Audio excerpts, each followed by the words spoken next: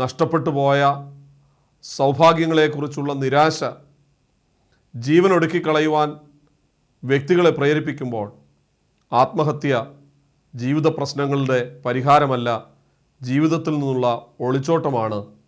എന്നാൽ നമ്മുടെ ജീവിതത്തിൽ, ഈ സമൂഹത്തിൽ, ഈ ഭൂമിയിൽ പലതുമില്ലെങ്കിലും, കാഴ്ചയില്ലെങ്കിലും ദർശനമുണ്ടെങ്കിൽ, കാഴ്ചയുള്ളവനായിട്ടും ദർശനമില്ലാത്തവരെക്കാൾ ശക്തരായി ജീവിക്കുവാൻ കഴിയുമെന്ന ശക്തമായ ഒരു ദൂത് പ്രിയ ജോയലിൻ്റെ സന്ദേശത്തിലൂടെ, സാക്ഷ്യത്തിലൂടെ നമുക്ക് കേൾക്കുവാനായിട്ട് ഇടയായിത്തീർന്നു.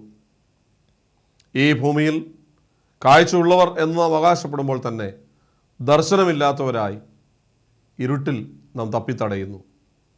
യേശു എന്ന യഥാർത്ഥ വെളിച്ചത്തിലേക്ക് ജോയൽ വന്നതുകൊണ്ട് ഈ ലോകത്തിൻ്റെ പല കാഴ്ചകളും തനിക്ക് അന്യമെങ്കിലും നമുക്ക് കാണുവാൻ കഴിയാത്ത ഒട്ടനവധി കാഴ്ചകൾ, യഥാർത്ഥ കാഴ്ചകൾ, യഥാർത്ഥ ദർശനം തൻ്റെ ഹൃദയത്തെ സന്തോഷിപ്പിക്കുന്നു, തൻ്റെ ജീവിതത്തെ അർത്ഥപൂർണമാക്കുന്നു, ലോകത്തിന് മുമ്പിൽ ഒരു വെല്ലുവിളിയായി താൻ നിൽക്കുന്നു.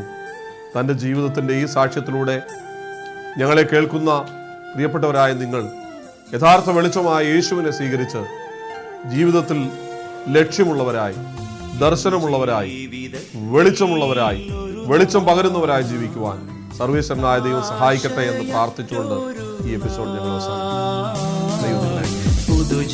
പുതുജീവനായി പ്രത്യാശയായി നീ വന്നു, എൻ ജീവിതത്തിൽ ഒരു നാൾ ആശയറ്റൊരു നാൾ, പുതുജീവനായി പ്രത്യാശയായി നീ വന്നു.